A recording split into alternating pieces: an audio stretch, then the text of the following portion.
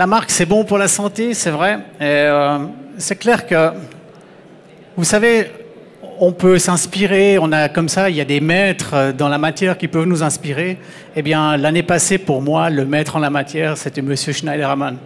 Il m'a beaucoup impressionné. Pourquoi il m'a beaucoup impressionné? C'est quelqu'un qui, finalement, a un bilan politique, on va dire, quand même assez moyen. En tout cas, c'est ce que je considère. Mais avec une phrase, il a réussi à se rendre sympathique. Et ça, c'est quand même incroyable. Ça, c'est la force de la communication. Et je trouve que ce monsieur, il n'y a pas que le rire qui est bon pour la santé. Ah, puisqu'on a un médecin, moi, je vais aussi vite me mettre un peu avec ma chemise blanche, parce qu'en chemise blanche, on est beaucoup plus crédible. Et puis, aujourd'hui, je vais m'inspirer de M. Schneiderman pour vous donner quelques recommandations, profiter un petit peu de ma jeune expérience dans la communication. Je vous propose de commencer avec la star du jour. Rire, c'est bon pour la santé, selon un dicton populaire. Voilà, rire c'est bon pour la santé, il n'y a pas que rire qui est bon pour la santé. Deux petits mots sur l'agence que je représente aujourd'hui. Donc je représente l'agence Trio. L'agence Trio était fondée... Non, d'abord on va commencer par ça. L'agence Trio était une entreprise purement suisse. On travaille sur le domaine suisse, domaine national. Elle a ça de spécial, c'est qu'elle était fondée en 1931.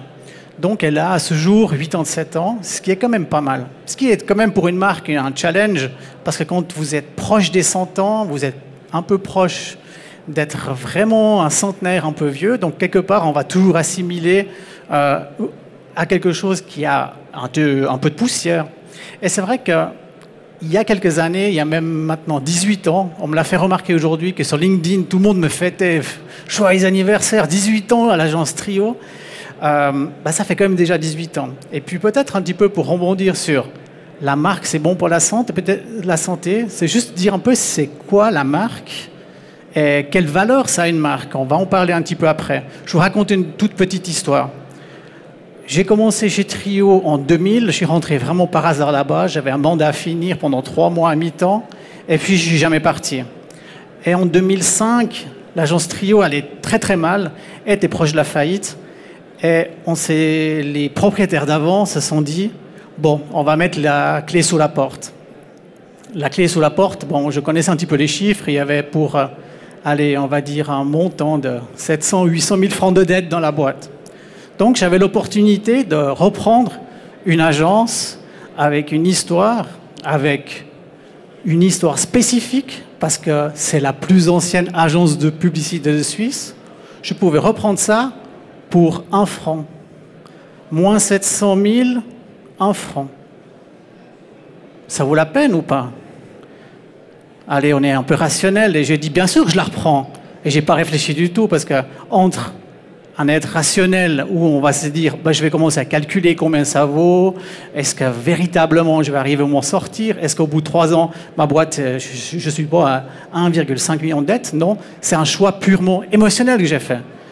Donc vous voyez, l'humain il a ça d'incroyable, c'est que d'un côté il croit pouvoir tenir les choses en main et avec des chiffres pouvoir faire des choix, et au final chaque fois, allez, à 99%, des choix, on les fait avec le cœur, on les fait avec l'émotionnel.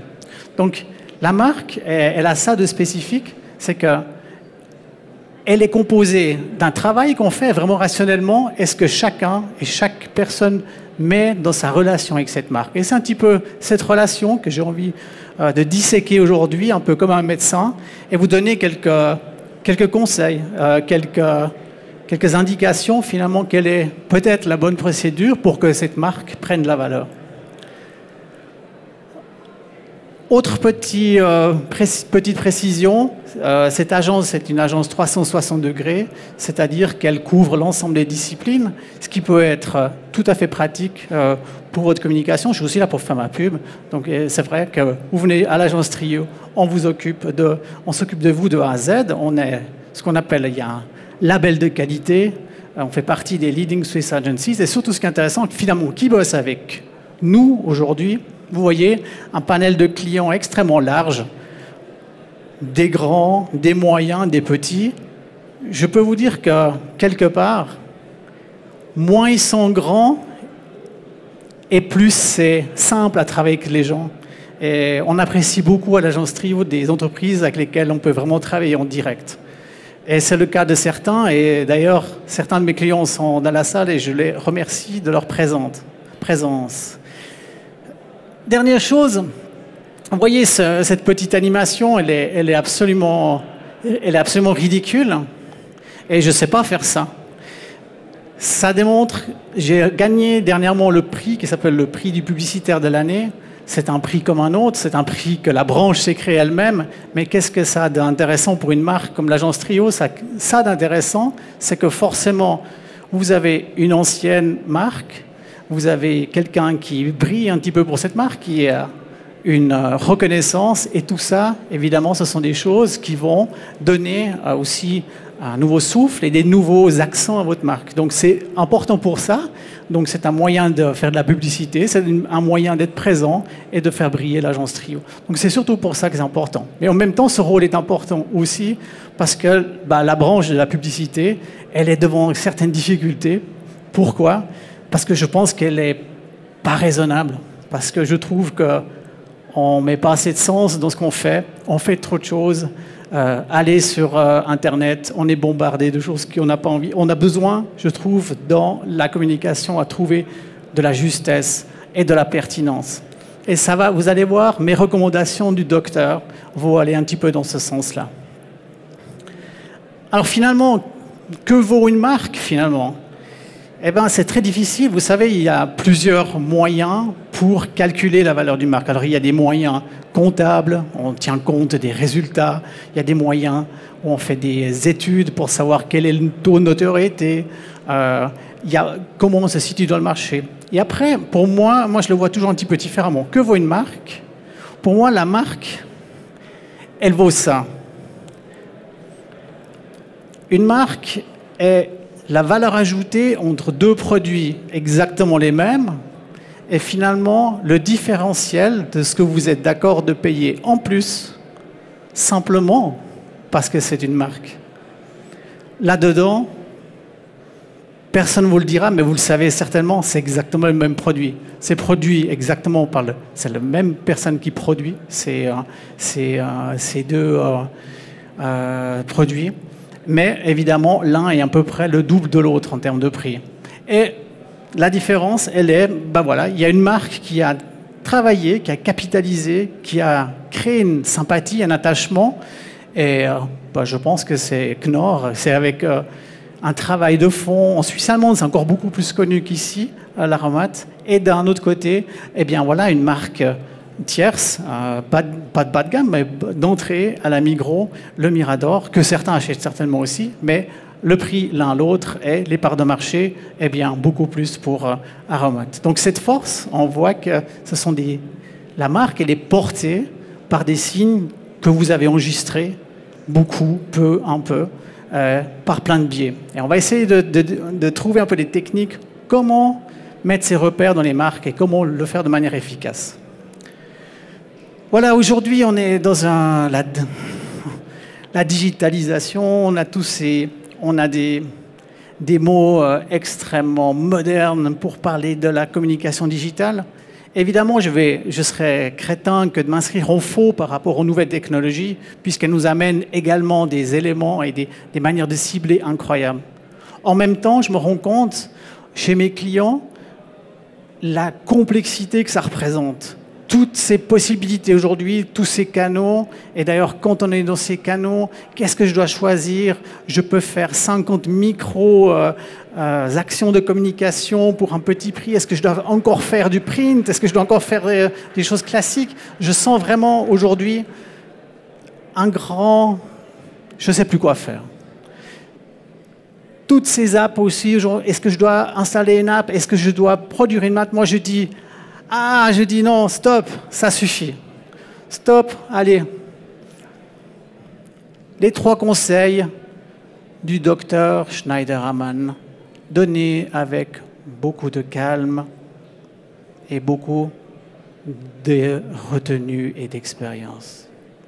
Commençons par la première. Je dirais, première recommandation, manger sainement. Alors, quand on dit manger sainement, vous allez dire avec la pub, mais qu'est-ce que ça vaut? Moi, je mettrais ça en parallèle avec... C'est bon pour la santé. Avec l'insight. Alors, c'est de nouveau un de ces mots un peu barbares qui viennent du marketing, qui ne veut pas dire grand-chose, mais en soi, ça veut dire beaucoup. Il y a même une chanson, je crois, qui est un petit peu comme ça. Ça veut dire que vous êtes intéressé à votre client, vous avez réussi à comprendre où est véritablement le moment clé, le moment essentiel où il va se décider pour un produit X ou Y. C'est ce qu'on appelle l'insight. C'est quoi sa véritable motivation? Donc pour moi, de trouver la juste motivation, le bon moment où il faut travailler, c'est le début de toute bonne communication. Je vais vous montrer un petit exemple dans le milieu de l'automobile que nous on a fait. Et je trouve que dans ce cas de figure, on a vraiment trouvé l'insight.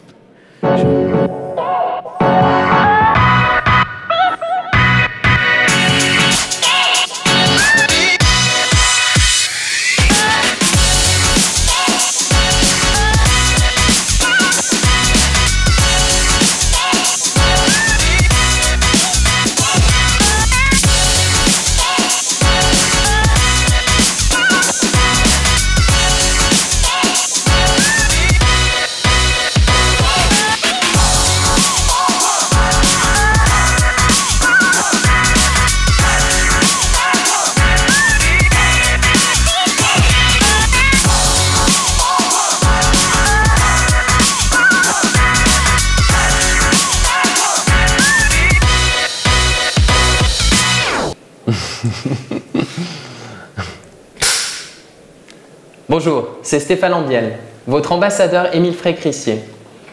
C'est juste?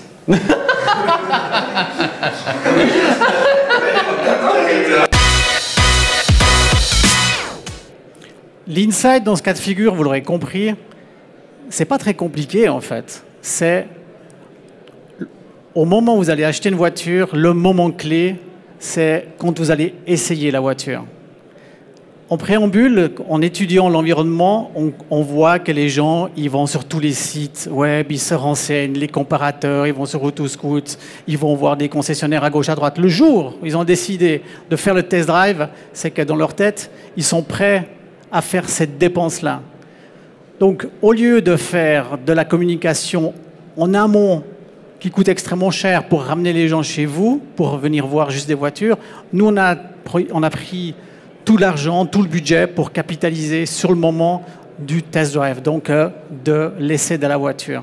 Alors qu'est-ce qu'on a fait avec ce moment-là, qui est pour moi l'insight et qui est la première règle du bon docteur Schneiderman, c'est trouver cet insight. Donc on a tout fait là autour, on a investi là-dedans, on a rendu le test drive cool, fun, on a engagé Monsieur Lambiel pour en être l'ambassadeur. Donc tout est concentré là autour parce que c'est aussi un client avec un budget pas trop élevé. Donc il a fallu faire des choix et le bon choix c'était celui-là. Et une fois qu'on a une plateforme où on va filmer ces test drives, on va les mettre en avant, et bien après on va utiliser forcément des canaux digitaux pour faire de la promotion, ou on va utiliser notre ambassadeur pour l'utiliser dans la presse, pour faire parler de cette plateforme-là. Pour un budget vraiment raisonnable, je peux vous le dire, eh bien, on a réussi à, au final, transformer le double de vente de voitures après des test drives, tout en augmentant x5 le nombre de test drives chez Émile Frey-Crissier. Donc voilà, ça c'est, je dirais, le premier conseil tout simple. C'est cet insight. Et cet insight, je peux vous le dire, et je ne devrais pas vous le dire parce que j'ai des clients dans la salle. Chaque fois, l'insight, mon client, il l'a déjà. Il le connaît. Mais le problème, c'est qu'il en voit 15 des insights et il ne sait pas lequel choisir. Et je pense que l'agence, elle a ça d'intéressant, c'est qu'elle vient de l'extérieur, elle a une vision vraiment latérale et ensemble, on a pu définir l'insight qui, à notre avis, était le bon pour le choisir. Mais chaque fois, vous qui cherchez une solution en communication, vous avez tous déjà l'idée, l'insight, vous le connaissez, j'en suis convaincu, sauf qu'il est peut-être noyé dans une grande masse. Donc je dirais, là, dans ce cas de figure, l'agence est plus un rôle de révélateur que de création. Très bien. Passons à la deuxième règle. Faites du sport. Alors quand je dis faites du sport, voyez comment on fait du sport aujourd'hui. C'est pas tout d'aller courir, d'aller se dépenser. Aujourd'hui, on le fait intelligemment. On a une montre connectée. On va chercher la performance là où elle doit être. On court juste. On ne se fatigue pas trop. On a la bonne cadence. On est suivi. On a la musique qui va dans le bon rythme. Donc voilà, on court toujours, mais on le fait autrement aujourd'hui. Et là, je prêche vraiment pour une utilisation intelligente entre des réseaux, je dirais, entre des outils de communication qu'on appelle classiques, que j'adore. L'affichage, toutes ces choses, ces vieilleries que les gens ne veulent plus tellement faire aujourd'hui, mettre une publicité dans un journal. Tout ça, pour moi, c'est un environnement extrêmement agréable pour la publicité. Elle est très bien acceptée, on la perçoit positivement, on prend la marque avec soi, ou un spot télé, ou un spot qui peut être aussi au début d'un... Il faut qu'il soit bien fait sur YouTube pour pas qu'on le saute, mais un spot bien fait. Pour moi, là, il y a vraiment encore des environnements où on utilise la marque. Et de l'autre côté, on a toutes les nouvelles technologies, les possibilités de retargeting, de campagnes sur des mots-clés, etc. Il y a plein de possibilités. Et on n'est pas là pour enlever l'un ou l'autre, mais je crois, en tout cas moi, j'ai la conviction que la bonne solution, c'est d'en faire des choix, les tenir, vous allez voir après, les tenir longtemps si possible, mais surtout créer des bonnes combinaisons, des combinaisons intelligentes qui rentrent dans la vie des gens, qui font que ce sont des choses qui s'inscrivent dans ce que vous êtes en train de vivre. Donc ici, beaucoup, c'est aussi ce qu'on appelle aujourd'hui l'expérience client, ou bien on parle aussi de consumer journey. Donc on va analyser la journée de la personne pour se dire à quel moment est-ce que quelqu'un va interagir avec ma marque, quand est-ce que c'est le bon moment pour faire un achat XY ou pour implanter un message dans la tête. Il y a plusieurs manières de faire. Moi, je dis, la meilleure chose, c'est de faire des bonnes combinaisons, trouver la bonne solution. Et là, j'amène aussi, je vous montre un petit quelque chose qu'on a fait pour un client qui, cette fois-ci, s'inscrit vraiment dans la thématique. C'est bon pour la santé. Chez Benu, qui sont d'ailleurs là, on trouve des choses qui sont bonnes pour la santé aussi. Et on a fait avec eux une expérience assez intéressante. On a été dans les premiers en Suisse à utiliser un nouveau système qui permet une chose intéressante. Elle permet d'un côté, vous le voyez, les panneaux rouges sont des panneaux d'affichage. Ici, on voit la gare de Zurich. C'est des panneaux d'affichage qui sont utilisés dans un rayon donné autour d'une pharmacie Benu. Donc, on prend une pharmacie, on se dit, les gens qui pourraient être intéressés par un achat spontané, comme on le fait dans une gare, ils sont dans un certain rayon, si possible dans la gare, et puis on se dit, tiens, un rayon de 300 mètres autour de cette pharmacie. Donc aujourd'hui, on a les moyens technologiques pour dire, tiens, j'envoie une publicité géolocalisée uniquement sur les gens qui sont dans ce rayon-là. Et en même temps, dans ce rayon-là, eh bien, je capitalise, je mets un grand nombre d'affiches pour être visible partout. Tout simplement pour quelqu'un qui marche dans la rue. Eh bien, aujourd'hui, une affiche, on la voit quand même encore assez bien. On marche, où on est assis, je vois une affiche Benu.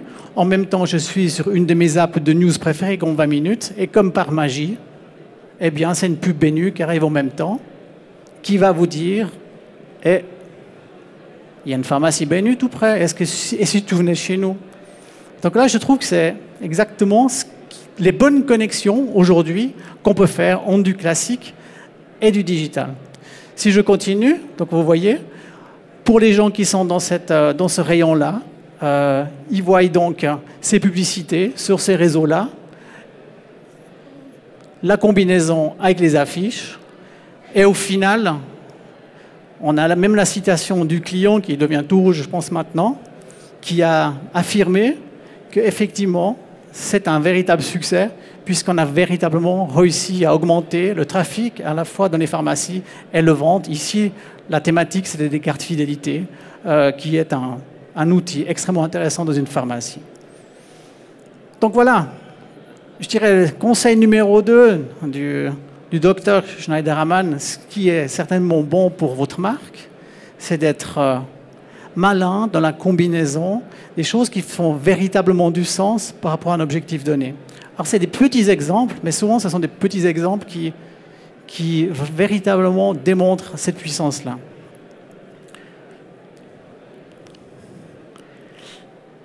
Règle numéro 3, pour une bonne santé, c'est brossez-vous les dents. Pourquoi j'ai dit le brossage de dents? Je crois qu'il y a plusieurs personnes ici qui ont des enfants ou qui vont en avoir. Et vous savez, c'est compliqué à leur faire brosser les dents. Toutefois, je pense que c'est vraiment la meilleure chose qu'on peut leur apprendre. Pourquoi? Parce qu'apprendre à se brosser les dents, c'est une véritable école de vie. C'est extrêmement compliqué. Parce qu'il faut une discipline, parce qu'il n'y a rien de pire que ça, que de se brosser les dents. Il n'y a jamais le bon moment pour ça. Toutefois, ça porte ses fruits uniquement par la répétition. Vous avez beau vous essayer de faire un rétro-brossage de dents de tout ce que vous n'avez pas fait, les 3 minutes par jour, ou les 2 fois 3 minutes encore mieux, vous n'arriverez pas à rattraper les dégâts. Donc je dirais que dans ce brossage de dents, il y a quelque chose de très important, et on l'oublie un peu, c'est l'effet de répétition. Et l'effet de répétition, c'est vrai que c'est pas quelque chose de nouveau, mais c'est quelque chose auquel on doit de nouveau s'habituer, parce qu'on est tellement stimulé aujourd'hui dans la publicité par des vecteurs XY, que ce soit sur un smartphone, tout ce qu'on peut voir, le nombre de points de contact. J'ai lu 7500, j'ai lu 12 500 points de contact publicitaires avec des logos de c'est quoi. Je ne sais pas où est la réalité, mais énorme. Donc si vous voulez d'une manière ou d'une autre avoir une chance de laisser une trace dans les gens que vous voulez toucher, eh bien, la répétition va lui donner cette chance. Bien sûr que la répétition tout seul ne suffira jamais. Il faut qu'il y ait d'autres paramètres pour toucher les émotions surtout, mais la répétition, c'est la base. Sans ça, vous n'avez aucune chance. Donc cette répétition, vous la connaissez certainement. Je peux vous montrer... C'est bon pour la santé. Eh oui, la répétition, c'est bon pour la santé. Un petit exemple d'une saga en Suisse que vous connaissez certainement, qui, vous allez voir, dont le proche avenir va prendre encore une nouvelle dimension. Ça, évidemment, je pense que vous connaissez. Cher Mobilière. Voilà, vous les connaissez, ces sujets. Évidemment, il y a aussi des spots, et je ne vais pas vous en montrer un. Mais vous voyez, aujourd'hui, dans Cher Mobilière, je pense qu'à l'époque où ils ont créé cette saga, ils ne se rendaient pas compte de ce qu'ils sont en train de créer. Vous savez que le challenge de demain, c'est les assistants personnels. C'est Alexa ou Siri. Ouais, des fois, je me surprends à parler à mon iPhone. Je dis « Dis Siri », elle me raconte des trucs. Et forcément, Siri, qu'est-ce qu'elle va faire? Selon les requêtes que je vais avoir, comme un Google, comme un Google Search, quand je vais dire j'aimerais contracter une assurance, le jour où je vais dire une assurance, on va pouvoir acheter le mot-clé assurance pour que Siri dise « Ah, une assurance, tu aimerais une assurance vie ou tu aimerais une assurance maladie? Oh, une assurance vie. Ah, ok. Et moi, je peux te proposer la Vaudoise. Est-ce que tu veux te connecter? Est-ce que tu aimerais recevoir la visite d'un représentant de la Vaudoise ?» Et tous ces interactions, pour vous placer par la suite dans le flux de ces publicités, je peux vous dire c'est le challenge de demain. Cher Mobilière, c'est tellement fort d'un point de vue de la construction de la phrase, c'est devenu presque c'est plus qu'un slogan, c'est quelque chose qu'on a vraiment en tête. Donc vous pouvez vraiment vous imaginer que le jour où vous allez dire j'aimerais une pub, mais oui, quoi comme pub? Mais oui, la pub, tu sais, j'aimerais une Cher Mobilière. Et le Cher Mobilière, c'est une locution, comme on dit, qui leur appartient presque. Donc, quand vous direz « Cher Mobilière » à Alexa, elle va forcément, par la suite, vous connecter avec l'assureur, la mobilière. Donc, aujourd'hui, on ne se rend pas encore vraiment compte de l'importance que ça a, mais ça aura la même importance que les URL qu'on a achetées hier, dont on ne dispose plus aujourd'hui, les mots-clés qu'on doit acheter très cher parce que tout le monde utilise les mêmes. Et ce n'est pas pour rien qu'on essaie de trouver des nouveaux mots pour avoir des requêtes qui nous coûtent moins cher sur Google. Donc, toute cette réflexion, elle est super importante. Donc, voilà, moi, je vous dirais aussi, pensez aussi pour le futur à des éléments qui permettent d'être répétés. Pensez surtout aux éléments verbaux qui vont être répétés. Et à partir de là, ça, c'est la fin, je dirais, de mes petites recommandations. Donc, je les résume, très simple. Il y en a 3. Le premier, l'insight, pensée client. pensez à lui. Classique et digital n'excluait ni l'un ni l'autre, combiné de manière intelligente. Et la dernière, le concept, on dirait l'idée de communication, répéter, répéter, répéter et répéter. Voilà, on arrive presque à la fin, je crois. Après, je vous motiverai, comme les trois Suisses, à aller boire un petit verre. Et Rire, c'est bon pour la santé, selon un dicton populaire. voilà, j'arrête peut-être là-dessus. Merci beaucoup.